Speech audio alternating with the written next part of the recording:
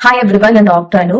ആർത്തവ സമയത്ത് hygiene products ഉപയോഗിക്കുന്നത് നിങ്ങൾക്ക് അണുബാധ വരുന്നതിനെ തടയാൻ മാത്രമല്ല, ആർത്തവ സമയത്ത് നിങ്ങളുടെ മാനസികാവസ്ഥയിലും ക്ഷേമത്തിലും നല്ല സ്വാധീനം ചെലുത്തുമെന്ന് നിങ്ങൾക്കറിയാമോ?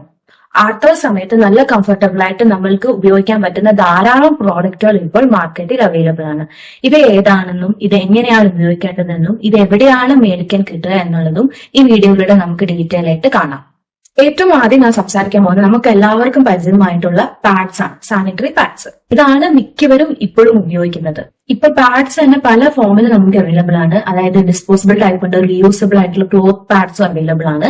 പിന്നെ പീരിയഡ് പാന്റീസും പാന്റി ലൈനേഴ്സും ഒക്കെ ഇപ്പൊ അവൈലബിൾ ആണ്. സാനിറ്ററി പാഡ്സ് പല സൈസിലും പല തിക്നെസ്സിലും അവൈലബിൾ ആണ് നിങ്ങളുടെ മെൻസ്ട്രൽ ഫ്ലോ അനുസരിച്ച്. അപ്പോൾ നിങ്ങൾക്ക് ഉചിതമായത് നോക്കിയിട്ട് മേടിക്കാവുന്നതാണ്. ഇത് ഉപയോഗിക്കാൻ വളരെ എളുപ്പമാണ്. ഇതിൽ തന്നെ ഡയറക്ഷൻസ് കൊടുത്തിട്ടുണ്ട്. നിങ്ങൾക്ക് ഈസി ആയിട്ട് ഒരാൾക്ക് തനിയെ ഇത് യൂസ് ചെയ്യാം.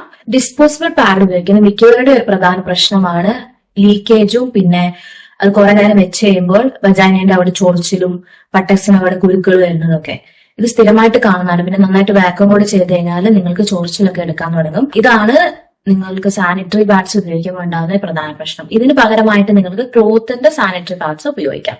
ഇതാകുമ്പോൾ നിങ്ങൾക്ക് ഈ പറഞ്ഞ ഡിസ്കംഫർട്ടുകളൊന്നും ഉണ്ടാവില്ല. നിങ്ങൾ ക്ലോത്തിന്റെ സാനിറ്ററി പാഡ്സ് മേടിക്കുമ്പോൾ ശ്രദ്ധിക്കേണ്ട പ്രധാന കാരണം എന്ന് വെച്ചാൽ അതിന് വിടവുകളോ അല്ലെങ്കിൽ ഡിസൈൻസ് വരുന്ന ടൈപ്പ് സാനിറ്ററി പാഡ്സ് ഉപയോഗിക്കാൻ ശ്രദ്ധിക്കുക. ഞാൻ അതിന്റെ ഒരു ഇമേജ് ഇവിടെ കൊടുക്കുന്നുണ്ട് നിങ്ങൾക്ക് മനസ്സിലാവാൻ വേണ്ടിയിട്ട്. ഇപ്പൊ ഈ പടത്തിൽ കാണുന്ന പോലെ ഇങ്ങനെ ഡിസൈൻസ് ഉള്ള ക്ലോത്തിന്റെ സാനിറ്ററി പാഡ്സ് ആണ് നിങ്ങൾ ഉപയോഗിക്കുന്നെങ്കിൽ നിങ്ങൾക്ക് ലീക്കേജ് കുറവായിരിക്കും. കാരണം ഇത് കോൺസെൻട്രേറ്റ് ചെയ്തിട്ട് ബ്ലഡ് അതിൽ സ്റ്റോർ ചെയ്യാൻ വേണ്ടിയിട്ട് സഹായിക്കും. ലീക്കേജ് കുറയും. എന്നാൽ നിങ്ങൾ ഫ്ലാറ്റ് ആയിട്ട് അങ്ങനത്തെ ഡിസൈൻസ് ഒന്നും ഇല്ലാത്തതാണ് ഉപയോഗിക്കുന്നതെങ്കിൽ ലീക്കേജിനുള്ള സാധ്യത കൂടുതലാണ്. റീയൂസബിൾ പാഡ്സ് ആണ് ഉപയോഗിക്കുന്നതെങ്കിൽ നിങ്ങൾ ഈ പറഞ്ഞ രീതിയിലുള്ള റീയൂസബിൾ പാഡ്സ് മേടിക്കാൻ പ്രത്യേകമായിട്ട് ശ്രദ്ധിക്കുക. ഇനി നല്ല ബ്ലീഡിംഗ് ഉള്ള ആൾക്കാരാണെങ്കിൽ നിങ്ങൾക്ക് പീരിയഡ് പാന്റീസ് എന്ന് പറഞ്ഞിട്ട് ഇപ്പൊ മേടിക്കാൻ കിട്ടും. എന്ന് വെച്ചാൽ നമ്മളിപ്പോ കുട്ടികളുടെ ഡയപ്പർ ഒക്കെ ഇടുന്ന പോലെ നിങ്ങൾക്ക് അത് കയറ്റിയിട്ട് ഇടാം. രാത്രിയിലൊക്കെ പ്രത്യേകിച്ച് നിങ്ങൾക്ക് ലീക്കേജ് ഒക്കെ ഇല്ലാതെ കംഫർട്ടബിൾ ആയിട്ട് ഉറങ്ങാൻ വേണ്ടിയിട്ട് നിങ്ങൾക്ക് പീരിയഡ് പാന്റീസ് യൂസ് ചെയ്യാം. ഇതൊരു 8 മണിക്കൂർ വരെ നിങ്ങൾക്ക് ഉപയോഗിക്കാമെന്നാണ് ഇതിൽ കൊടുത്തിരിക്കുന്നത്. ലീക്കേജും ഉണ്ടാവില്ല, നിങ്ങൾക്ക് നല്ല കംഫർട്ടബിൾ ആയിരിക്കും. പീരിയഡ് പാന്റീസ് തന്നെ 2 ടൈപ്പ് ഉണ്ട്, ഡിസ്പോസിബിളും ഉണ്ട്, റീയൂസബിൾ ടൈപ്പ് ഉണ്ട്. അപ്പോൾ നിങ്ങൾക്ക് ഏതാണ് ഉചിതം എന്ന് തോന്നുന്നത് ആ ടൈപ്പ് മേടിച്ചിട്ട് ഉപയോഗിക്കാൻ പ്രത്യേകമായിട്ട് ശ്രദ്ധിക്കുക. അടുത്തത് പാന്റി ലൈനേഴ്സ്. ഇത് നിങ്ങൾക്ക് ഹെവി ഫ്ലോ കഴിഞ്ഞിട്ട് ലാസ്റ്റ് 2-3 ദിവസം ലൈറ്റ് ഫ്ലോസ് ഉണ്ടാവില്ല. അപ്പൊ അതിന് വേണ്ടിയിട്ട് ഉപയോഗിക്കാൻ വേണ്ടിയിട്ട് നിങ്ങൾക്ക് പാന്റി ലൈനേഴ്സ് എടുക്കാം. വലിയ പാഡ് എടുത്തിട്ട് വേസ്റ്റ് ചെയ്യണമെന്നില്ല. പകരം നിങ്ങൾക്ക് പാന്റി ലൈനേഴ്സ് ചെറിയ സൈസിലുള്ള പാഡ്സ് കിട്ടും. ഇനിയാണ് പാന്റി ലൈനേഴ്സ് എന്ന് പറയുന്നത്. അത് നിങ്ങൾക്ക് ലാസ്റ്റ് ദിവസങ്ങൾ ഉപയോഗിക്കാവുന്നതാണ്. അടുത്തതായിട്ട് ഞാൻ നിങ്ങളോട് പറയാൻ പോകുന്നത് മെൻസ്ട്രൽ കപ്പിനെ കുറിച്ചാണ്. ഇത് എല്ലാവർക്കും കേട്ട് പരിചയമുള്ള ഒരു പേരാണ്. എന്നാൽ ഒരുപാട് പേര് ഇപ്പോഴും ഉപയോഗിക്കാൻ മടിക്കുന്ന ഒരു വസ്തുവാണ് മെൻസ്ട്രൽ കപ്പ്. എന്നാൽ സാനിറ്ററി പാഡ്സിനെ വെച്ച് നോക്കുകയാണെങ്കിൽ ഇത് കൂടുതൽ കംഫർട്ടബിളും ഉപയോഗിക്കാനും നല്ലതാണ്. നിങ്ങൾക്ക് ഇത് ഡിസ്പോസ് ചെയ്ത് കളയേണ്ട ആവശ്യം വരുന്നില്ല. നിങ്ങൾ ഒരെണ്ണം മേടിക്കുകയാണെങ്കിൽ നിങ്ങൾക്ക് 5 തൊട്ട് 10 വർഷം വരെ ഒരു മെൻസ്ട്രൽ കപ്പ് തന്നെ ഉപയോഗിക്കാൻ സാധിക്കുന്നതാണ്. ഇത് എക്കോ ഫ്രണ്ട്ലി ആണ്. ഇത് മെഡിക്കൽ ഗ്രേഡ് സിലിക്കോൺ കൊണ്ടാണ് ഉണ്ടാക്കിയിരിക്കുന്നത്. ഇത് വജാനന്റെ ഉള്ളിലേക്കാണ് നമ്മൾ ഇൻസേർട്ട് ചെയ്ത് വെക്കുന്നത്. അത് ഒരു കപ്പാണ്. ഇതിന്റെ ഉള്ളിലേക്കാണ് ബ്ലഡ് കളക്ട് ചെയ്യുന്നത്. ഈ ഒരു മെൻസ്ട്രൽ കപ്പ് നിങ്ങൾക്ക് 12 മണിക്കൂറോളം തുടർച്ചയായിട്ട് വെക്കാൻ സാധിക്കുന്നതാണ്. അതിനുശേഷം നിങ്ങൾ ഇത് കഴുകിയിട്ട് വീണ്ടും നിങ്ങൾക്ക് ഉപയോഗിക്കാവുന്നതാണ്. ഇത് ആദ്യം ഉപയോഗിക്കുമ്പോൾ നിങ്ങൾക്ക് കുറച്ച് ഡിസ്കംഫർട്ട് ഫീൽ ചെയ്യും. പക്ഷെ ഇത് ഉപയോഗിച്ച് ശീലമായി കഴിയുമ്പോൾ നിങ്ങൾക്ക് വളരെ കംഫർട്ടബിൾ ആയിട്ടും ഈസി ആയിട്ടും ഇത് ഉപയോഗിക്കാൻ സാധിക്കുന്നതാണ്. മെൻസ്ട്രൽ കപ്പ് പോലെ തന്നെ മറ്റൊരു സാനിറ്ററി പ്രോഡക്റ്റ് ആണ് ടാംപോൺസ്. ഇത് നമ്മൾ വജാനിന്റെ ഉള്ളിലേക്ക് ഇൻസേർട്ട് ചെയ്ത് വെക്കുകയാണ് ചെയ്യുന്നത്. ഇത് ബ്ലഡ് അതിലേക്ക് അബ്സോർബ് ചെയ്ത് എടുക്കും. ഇത് പല സൈസിൽ ഇപ്പൊ അവൈലബിൾ ആണ്. ഇത് ഉപയോഗിക്കുന്നവർക്ക് സ്പോർട്സ്, സ്വിമ്മിംഗ് മുതലായ ആക്ടിവിറ്റീസിൽ പങ്കെടുക്കുന്നതിന് യാതൊരു പ്രശ്നവുമില്ല. ഇതൊരു 4 തൊട്ട് 6 മണിക്കൂർ വരെ നമ്മൾക്ക് കണ്ടിന്യൂസ് ആയിട്ട് ഉപയോഗിക്കാനും സാധിക്കണം. അത് കഴിയുമ്പോൾ നിങ്ങൾ അത് മാറ്റി പുതിയത് ഉപയോഗിക്കാൻ ശ്രദ്ധിക്കാം. എന്നാൽ നിങ്ങൾ ഒരു 6 മണിക്കൂറിന് മുകളിൽ ഇത് തുടർച്ചയായിട്ട് വെക്കുകയാണെങ്കിൽ ടോക്സിക് ഷോക്ക് സിൻഡ്രോം എന്ന് പറയുന്ന അപകടകരമായിട്ടുള്ള അവസ്ഥ വരാനുള്ള സാധ്യത ഉള്ളതുകൊണ്ട് നിങ്ങൾ ഇത് മറന്നുപോകാതെ സമയമാകുമ്പോൾ മാറ്റി പുതിയത് വയ്ക്കാൻ ശ്രദ്ധിക്കുക. അടുത്തൊരു പ്രോഡക്റ്റ് നിങ്ങളോട് ഞാൻ പറയാൻ പോകുന്നത് മെൻസ്ട്രൽ ഡിസ്ക് ആണ്. ഇത് അധികം പേർക്ക് പരിചയമായിട്ടുള്ള ഒരു പ്രോഡക്റ്റ് അല്ല.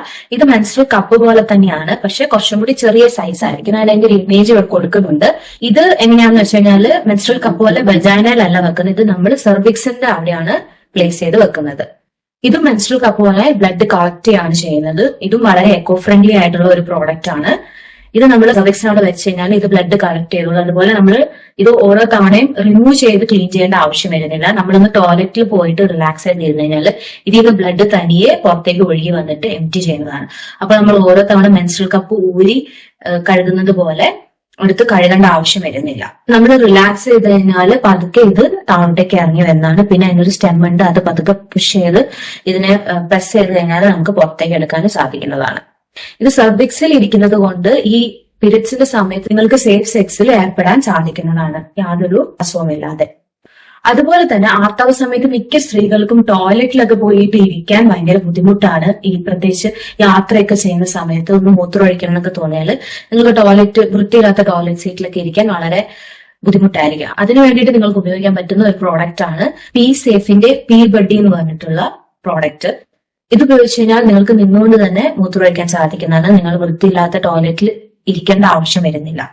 ഇത് പ്രത്യേകിച്ച് ആർത്തവ സമയത്ത് സ്ത്രീകൾക്ക് വളരെയധികം ഉപകാരപ്പെടുന്ന ഒരു പ്രോഡക്റ്റ് ആണ്. അപ്പോൾ നിങ്ങൾക്ക് ഇങ്ങനെ യാത്രയൊക്കെ ചെയ്യേണ്ട അവസ്ഥയിൽ ഇങ്ങനെ ഒരു പ്രോഡക്റ്റ് നിങ്ങളുടെ കയ്യിലുണ്ടെങ്കിൽ വളരെ യൂസ്ഫുൾ ആയിരിക്കും. അതിന്റെ ലിങ്ക് ഞാൻ ഡിസ്ക്രിപ്ഷനിൽ കൊടുക്കുന്നുണ്ട്. അതുകൂടാതെ ഞാനിപ്പോ പറഞ്ഞ എല്ലാ പ്രോഡക്ട്സിന്റെ ലിങ്കുകൾ ഞാൻ ഡിസ്ക്രിപ്ഷനിൽ കൊടുക്കുന്നുണ്ട്.